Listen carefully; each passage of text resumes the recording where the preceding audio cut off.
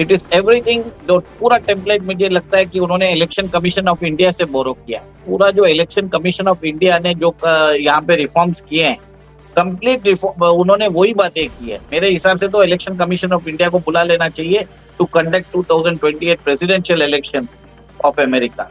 मेरे को तो ये लगता है, क्योंकि अमेरिका को कुछ करने की जरूरत नहीं है, हम सब मैनेज कर लेंगे। लेकिन हमारा जो विपक्ष है वो तो कहता है ईवीएम हैक्ड है, EVM is design to support BJP. President Trump India के इलेक्टोरल प्रोसेस की, पूरे सिस्टम की तारीफ कर रहे हैं। भारत के इलेक्शन कमीशन ऑफ इंडिया ने चैलेंज किया ऑपोजिशन पार्टीज को। उनको बोला गया है कि आप इसको प्रूव करके बताओ कि इसमें हैकिंग पॉसिबल है।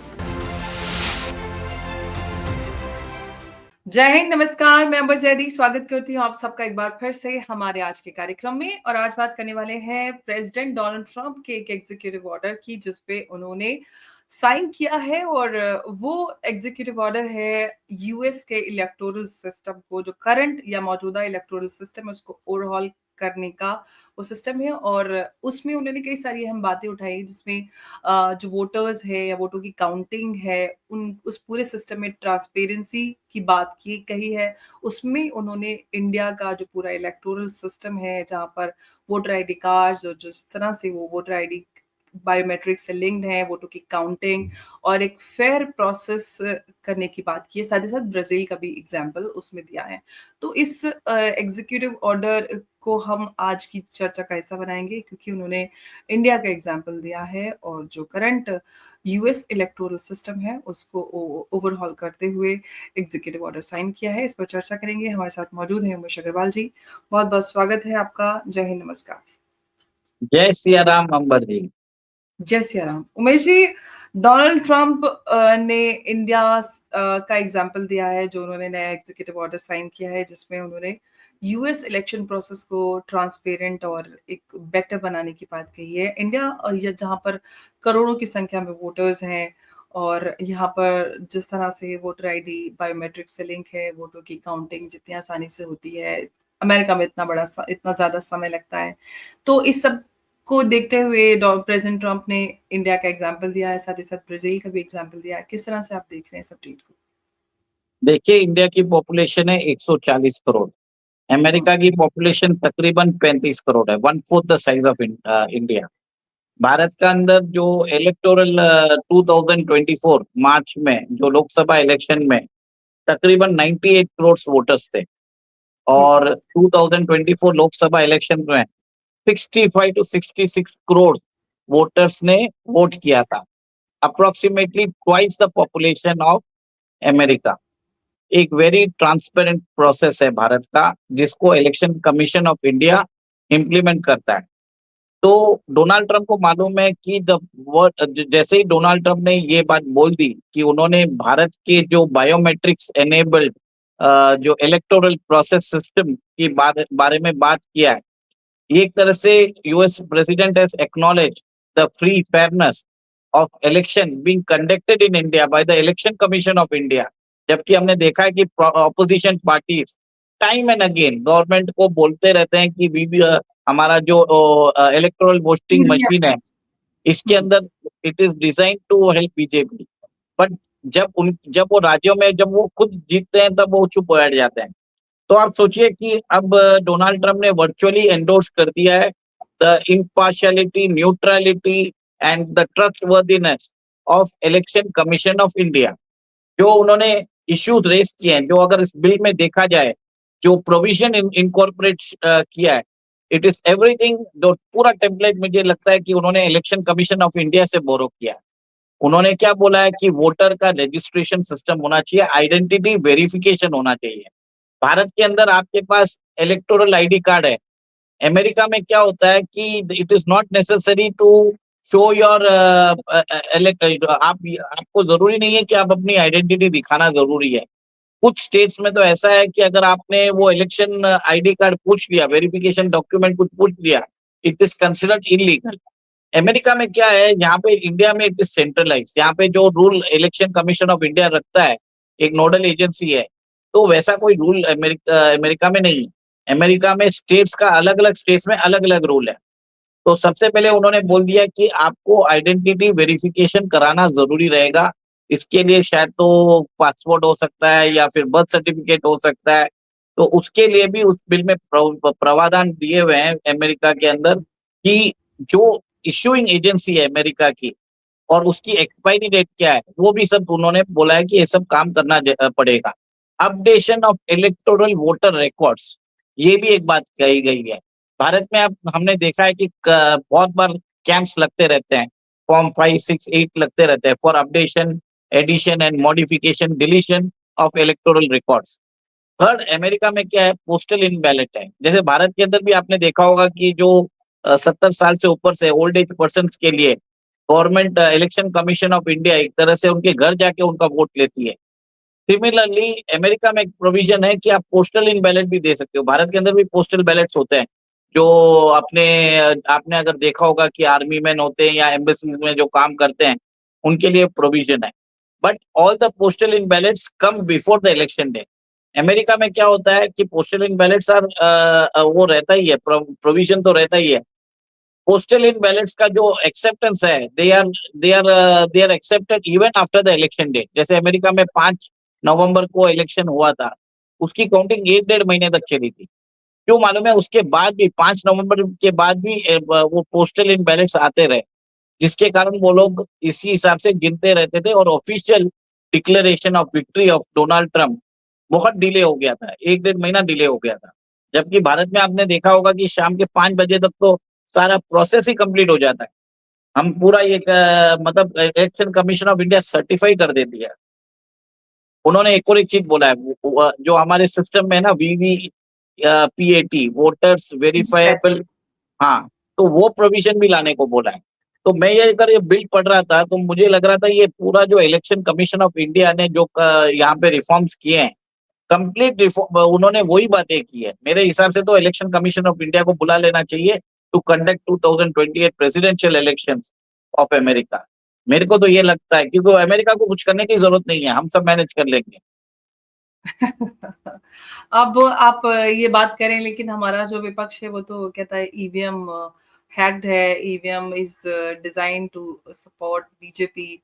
लेकिन वो बात अलग है कि जिस राज्य में वो जीते हैं तब वो ईवीएम क्या रोना नहीं रोते। लेकिन अब सवाल ये है कि अब प्रेसिडेंट ट्रम्प इंडिया के इलेक्टोरल प्रोसेस की, पूरे सिस्टम की तारीफ कर रहे हैं, तो इसको विपक्ष कैसे देखेगा? क्या इसके लिए भी कहेंगे कि क्योंकि मोदी ट्रम्प दोस्त हैं तो इसलिए उसकी तारीफ हो रही है, अदरवाइज तो ऐसा कुछ है नहीं, ईवीएम तो हैक्ड है, ईवीएम चोर है।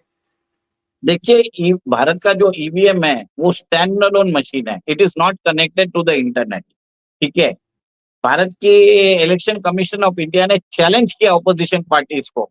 उनको बोला गया है कि आप इसको प्रूव करके बताओ कि इसमें हैकिंग पॉसिबल है। तो सबसे पहले, जब नेटवर्क से कनेक्टेड ही नहीं है, एक स्टैंड अलोन मशीन है वो, तो कोई पॉसिबिलिटी नहीं है। उसके अंदर वोटर्स वेरीफाई वीवीपैट सिस्टम भी इंटीग्रेटेड है। बट अमेरिका में जो वोटर मशीन होती है, they are connected to internet. In fact 2020 का जो प्रेसिडेंशियल इलेक्शन हुआ है, उसमें डोमिनियन वोटिंग मशीन यूज हुई थी। और वो वोटिंग मशीन कहाँ पे बनी थी मालूम है आपको? चाइना में। तो इसके लिए डोनाल्ड ट्रंप जानते हैं कि वो जो इलेक्शन हुआ था, उसमें उन्होंने बार-बार बोला है कि एक तरह से कॉन्स्पिरेसी हुई है उनको हराने की। और आपने देखा है कि डोनाल्ड ट्रंप के 2024 इलेक्शंस के दौरान भी उन पर जानलेवा हमला हुआ है। तो डोनाल्ड ट्रंप चाहते हैं कि अपनी देश को बचाने के लिए वहाँ पे एक इलेक्टोरल सिस्टम के अंदर जो भी खामियाँ हैं, उसको उसको एड्रेस किया जाए। देखिए अंबर जी, ऐसा है कि अमेरिका में बताया जाता है कि कम से कम एक वर्ग ऐसा है, मतलब मेरे ख्याल से 1 करोड़ लोग इतने ऐसे रहेंगे जिनके पास कोई आइडेंटिटी प्रूफ नहीं है। हुँ। ओके। और वो आइडेंटिटी प्रूफ नहीं रख के भी वो इलेक्शन में वोट करते हैं। और ये जितने भी वोटर्स हैं, वो डेमोक्रेट्स को ज़्यादा वोट कर रहे हैं। और आपको मालूम है, इल्लीगल इमिग्रेशन को बढ़ावा दिया किसने? डेमोक्रेट्स ने। और उनको इल्लीगल इमिग्रेंट्स को कहाँ पे बसा रहे थे? वो रिपब्लिकन डोमिनेटेड स्टेट्स में बसा रहे थे, ताकि वहाँ पे डेमोक्रेट्स जीत जाए और रिपब्लिकन कभी सत्ता में ही नहीं आए। तो एक तरह से डोनाल्ड ट्रम्प चाहते हैं कि वो अभी क्या बोल रहे हैं कि बॉर्डर्स को मैं क्लोज़ कर रहा हूँ। उन्होंने बॉर्डर्स पे सिक्योरिटी बढ़ा दी है। इंटरनली वो बोल रहे हैं कि जितने भी वोटर्स हैं, उन सबको आप वेरीफाई करते रहो, कांस्टेंट अपडेशन करते रहो। तो एक तरह से इंटरनल सिक्योरिटी भी बढ़ाना बहुत ज़रूरी है। आपको आपने बहुत बार सुना होगा कि अमेरिका में बहुत बार एक आरोप लगते हैं कि foreign powers are trying to influence American election. 2016 presidential election बोला गया था कि रशिया ने इंटरफेयर किया था और डोनाल्ड ट्रंप जीत गए थे, और उसके बाद 2020 में बोला गया था कि अमेरिका ने इन्फ्लुएंस करने की कोशिश नहीं, चाइना ने इन्फ्लुएंस करने की कोशिश की थी अमेरिकन सिस्टम को।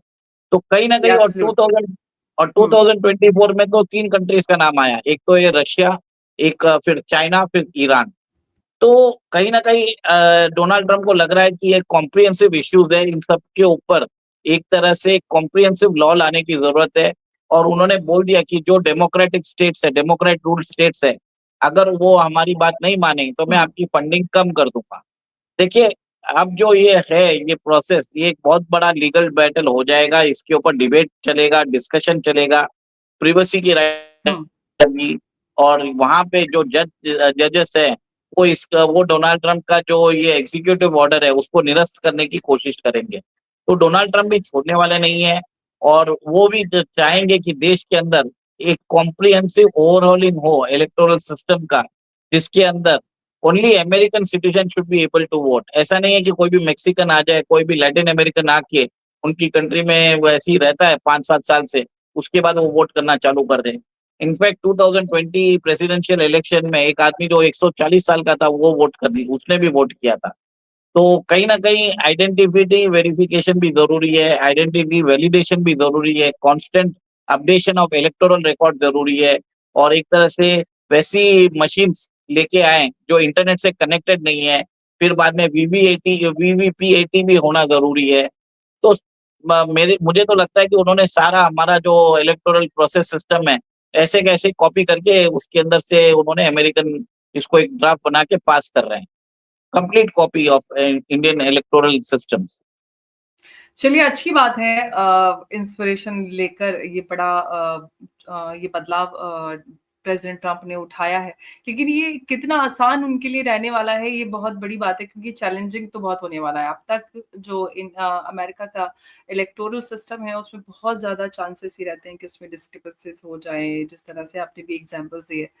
अब जो ऑपोज़िशन है या फिर डीप स्टेट है, वो इसको कितनी आसानी से इम्प्लीमेंट होने देंगी?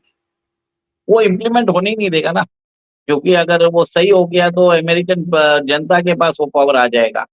आप हुँ, सोचिए, ऐसा देश है जिसको वो अपने आप को सुपर पावर बोलता है, वहाँ पे वोटर्स को अगर आपने आइडेंटिटी पूछ लिया, एक क्राइम है कुछ स्टेट्स में।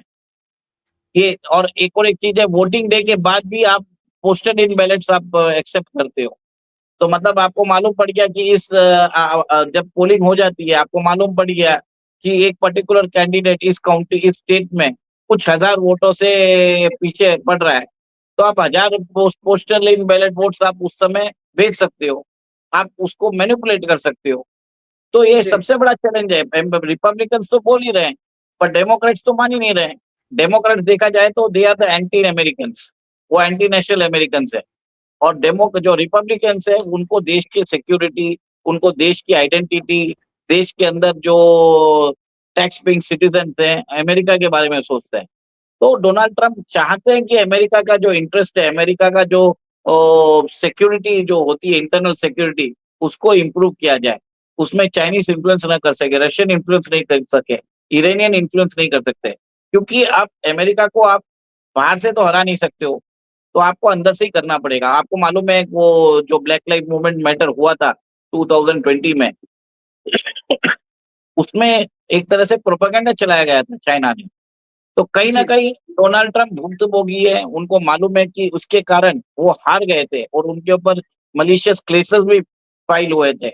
उनको क्या नहीं किया गया कि इतना डेमोक्रेट्स ने इतनी ज़िल्लत उनके ऊपर इतनी तोहमत लगाई थी, कि वो अब इसको ठीक ही करना चाहते हैं कि आगे कोई इसके अंदर कोई छेड़खानी नहीं कर सके। सेकंड, अमेरिकन पब्लिक के बीच में ये डिस्कशन में लेके आएँगे, जितना ज़्यादा कंट्रोवर्सी होगा, उतनी ज़्यादा बातें होंगी। और उसके अंदर वो जब बातें होती है, डिस्कोर्स चलता है, जब लोगों की विल जो होगी, तब उस हिसाब से मीडिया भी चेंज होगा, उस हिसाब से वहाँ के जजेस भी चेंज होंगे। क्योंकि जजेस क्या है आज की डेट में अमेरिका में, दे गो बाय द मीडिया ओपिनियन। अगर ओपिनियन अगर इस पॉपुलर ओपिनियन जो होता है उसी हिसाब से दे टेलर मेड द वर्डिक्ट्स। ये तो बड़ी अजीब-सी बात है कि आप सारे जो मानक हैं न्याय के उसको एकदम दरकिनार करके आप सिर्फ़ पॉपुलर ओपिनियंस को फ़ॉलो करके आप जजमेंट्स दे रहे हैं। ये कहाँ तक सही है? ये बड़ी अजीब-सी बात है। हालाँकि देखिए हमारे देश में कुछ कम नहीं है, पीछे नहीं है इस मामले में। देखिए अभी थोड़े दिन पहले वेनेजुएला के जो माफियास है, ड्रग कार्टल्स है, इन हुँ, लोगों को डिपोर्ट कर रहे थे डोनाल्ड ट्रम्प। तो वहां पे हुँ, एक जज ने जो डेमोक्रेट्स के बहुत करीब था, उसने वो ऑर्डर को निरस्त कर दिया। तब डोनाल्ड हुँ, ट्रम्प ने गुस्से में आके बोल दिया द जज इज अ लूनाटिक, द जज इज अ लेफ्टिस्ट लूनाटिक। मतलब आप सोचिए कि सिटिंग प्रेसिडेंट वहां की जुडिशियरी से पंगा ले रहा है। वो बोल रहा है कि मैं यहाँ पे 8 मिलियन अमेरिकन से मैंने I have taken the mandate. ठीक है, हुँ। मुझे वोट किया गया था, मैंने यहाँ पे जीत के आया हूँ। I can't leave the border security issue with in the hands of the जज, जिसके पास कोई अकाउंटेबिलिटी नहीं है। तो हुँ, कहीं न कहीं आप ये देखेंगे कि ये ऑलरेडी पब्लिक डिस्कोर्स में आ गया है। जो अमेरिकन्स रहेंगे, नेशनलिस्ट अमेरिकन्स रहेंगे, पैट्रियोटिक अमेरिकन्स रहेंगे, वो इस चीज़ को सपोर्ट करेंगे और इसके अंदर जब पब्लिक डिस्कोर्स होगा, अवेकनिंग होगा, तब वो खुद बोलेंगे कि it is better that we have an identity verification. क्योंकि अमेरिका में एक बहुत पॉपुलर चीज़ है, प्रिवेसी का बात बोलते हैं, इन्वेजन ऑफ स्टेट इंटरफियरेंस। तो एक तरह से ये लिबरल वैल्यूज़ का बहुत ज़्यादा बोलबाला चल रहा है। तो यहाँ पे एक पब्लिक डिस्कोर्स में आएगा और जैसे ही पब्लिक डिस्कोर्स में आएगा, जब बातचीत चालू होगी, तो एक तरह से सॉल्यूशन भी आए। तो अमेरिका में जो बोलते हैं ना, chaos क्रिएट करके ही आप कुछ चेंज कर सकते हो। तो chaos लीड्स टू चेंज। तो और आपने देखा है कि डोनाल्ड ट्रम्प जो है, ही इज़ अ डिसरप्टर। लोग बोलते हैं कि ये chaos क्रिएट करेंगे। इनका काम ही वही है कि chaos करके वो जो बेहतर कर सकते हैं सिस्टम को, वो करेंगे। बिल्कुल और कई सारे बड़े एग्ज़ीक्यूटिव ऑर्डर्स प्रेज़िडेंट ट्रम्प ने साइन किए जिससे अमेरिका में बड़े बदलाव की उम्मीद की जा रही है। अप्रैल तक का समय था अब अप्रैल में भी जिसमें यूएसएआईडी और कई सारे जो बड़े एग्ज़ीक्यूटिव ऑर्डर्स हैं उनको आगे क्या जो उन पे अब तक एक तरह से उनको रुकावट लगी है, बैन तो कंप्लीटली नहीं है, लेकिन अप्रैल तक के लिए उनको रोक लगी थी। अब वो कहाँ कैसे कंटिन्यू हो पाएँगे ये भी सवाल उस पर निकल कर आते हैं। टैरिफ्स का एक बहुत बड़ा मुद्दा रहा है जिसमें चाइना और अमेरिका टैरिफ और रेसिप्रोकल टैरिफ की भी बात रही जिसमें उन्होंने इंडिया भी उसमें शामिल रहा, इंडिया को भी लेकर बातें कहीं। इंडिया और अमेरिका के बीच में टैरिफ्स को लेके बातचीत चल रही है और उस पे भी अपडेट्स आ रहे थे। अ, उमेश जी आप मुझे सुन पा रहे हैं? हाँ, मैं सुन पा रहा हूँ। जी। नहीं, बरोबर है आपकी बात। उमेश जी इंडिया नहीं, आपकी जी, बात जी, सही है, टैरिफ को आप लेकर तो हुँ, जो इंडिया और अमेरिका के बीच में चल रहा है टैरिफ्स को लेकर चर्चा चल रही है उसको लेकर आप क्या करें? क्योंकि लगातार उस पे अपडेट्स तो आ रहे हैं और अमेरिका की भी तरफ से और भारत की तरफ से बातचीत हो रही है, जिसकी उम्मीद की जा रही थी कि अरे नहीं अब देखो पता नहीं क्या हो जाएगा। क्लैरिटी लगातार आ जा रही है कि चीज़ें बेहतर हो रही हैं अमेरिका और इंडिया के बीच में जो रेसिप्रोकल टैरिफ को लेकर जो बातें हुई थी। देखिए अंबर जी, कल ही भारत ने जो 6% गूगल टैक्स लगाते रहते, सर उसको गूगल निरस्त। टेक्स्ट को लेके मैं आपसे यहाँ पे रुकना चाहूँगी। मैं आपसे थोड़ा डिटेल में समझना चाहूँगी गूगल टेक्स्ट क्या होता है? बहुत सारे लोग मुझसे कल से पूछ चुके हैं कि गूगल टेक्स्ट क्या होता है? तो आप थोड़ा-सा बता दीजिए गूगल टेक्स्ट क्या होता है? देखिए, भारत के अंदर 2016 में एक टैक्स लेके आया गया था, उसका नाम रखा गया था इक्वलाइज़ेशन लेवी।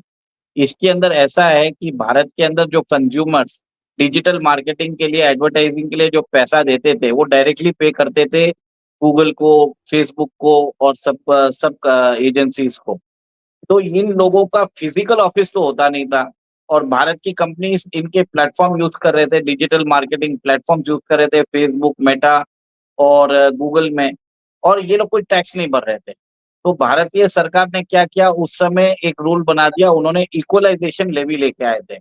तो इसमें 6% टैक्स उसमें उन्होंने लगाया था। अगर साल में अगर आप 2 लाख से ऊपर अगर बिलिंग करते हो, तो उन्होंने 6% टैक्स लगा दिया। इसका उस समय ऐसा था कि Google was a dominant player in the market. इसके लिए इसका नाम गूगल टैक्स लगा दिया था। तो भारत सरकार अभी 1 अप्रैल 2025 से उसको हटा रही है। और आपको मालूम है कि भारतीय सरकार ने ऑलरेडी बोल दिया है कि जो अमेरिका से हम इंपोर्ट करते हैं, कुछ 23 या 25 बिलियन डॉलर का जो इंपोर्ट्स करते हैं, उसके ऊपर हम टैरिफ रैशनलाइजेशन करने को तैयार हैं।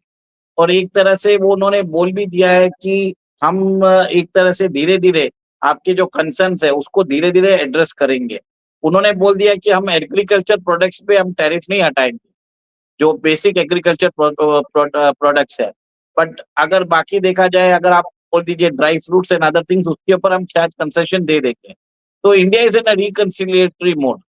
और आपको एक और एक चीज़ मालूम है कि उन्होंने डोनाल्ड ट्रम्प की सरकार ने एक और एक रूल डाल दिया है कि उन्होंने बोल दिया अगर आप वेनेजुएला से आप अगर आप तेल मंगा रहे हो, क्रूड ऑयल इंपोर्ट कर रहे हो, तो आपके ऊपर 25% टैरिफ और लगेगा, सेकेंडरी टैरिफ।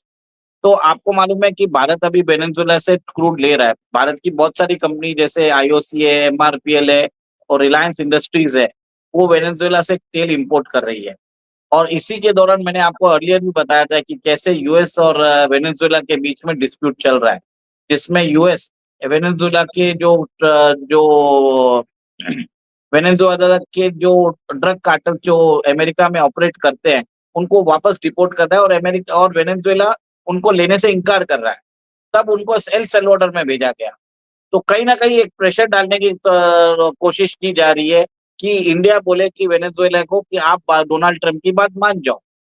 तो डोनाल्ड ट्रम्प वो काम कर रहे हैं कि he is taking steps to protect the borders of America. वो कोई भी तरीका यूज़ कर सकते हैं। आप ये देखिए।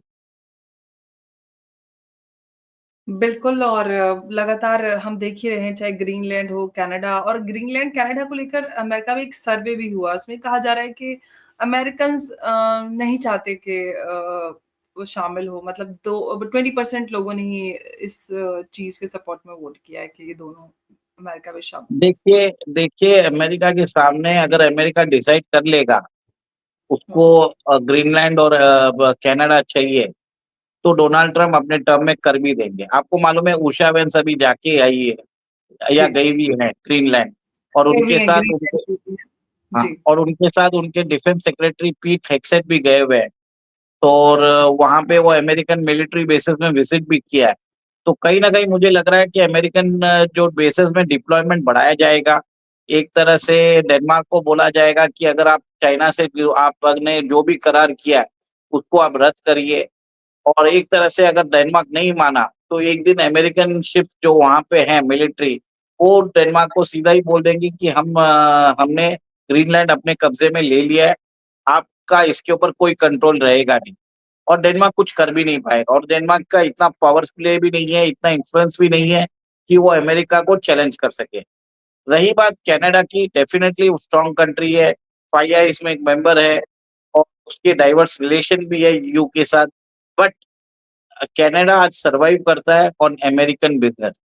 और अगर देखा जाए it makes sense for Canada to merge themselves with America because अगर आप ये देखा जाए तो America wants to secure its borders. तो वो जो हुँ। अमेरिकन कॉन्टिनेंट है, उसको पूरा सिक्योर करना चाहता है। इसके लिए वो पनामा पे उन्होंने कंट्रोल ले लिया, आपको मालूम है। अब ग्रीनलैंड पे लेंगे, फिर बाद में वो कनाडा को ग्रीनलैंड के बाद वो कनाडा की बारी है। फर्स्ट ग्रीनलैंड होगा, फिर कनाडा होगा, फिर थर्ड मेक्सिको भी होगा। तो एंटायरली यूएस का जो बॉर्डर है वो चेंज होने वाला है। The entire North American continent will become the United States, United continent of America. जी, और ये वैसे भी कहा जाता है कि हर 100 साल में बॉर्डर्स बदलते हैं। ये अब देखते हैं पूरी दुनिया में कहाँ-कहाँ पे बॉर्डर्स बदले जाएँगे और उसमें अमेरिका सबसे आगे नज़र आ रहा है। जिस तरह से प्रेज़िडेंट ट्रम्प ने इन सभी देशों को अमेरिका का हिस्सा बनाने की बात कही है, तो उससे काफ़ी चर्चा इस पे शुरू हो गई है। अंबर जी, अंबर जी, जी आपको एक चीज़ बताता हूँ, अमेरिका के 800 बेसेस हैं, मिलिट्री ओवरसीज़ मिलिट्री बेसेस हैं इन 80 कंट्रीज़। जी। अमेरिका को जब चाहे वो बॉर्डर चेंज कर सकता है। बस इतना ही बोलूँगा। जी, बिल्कुल, बहुत-बहुत धन्यवाद आपका उमेश जी हमारे साथ आज की इस चर्चा में जुड़ने के लिए। नमस्कार, जय हिंद, जय भारत। जय सिया राम। जय सिया राम।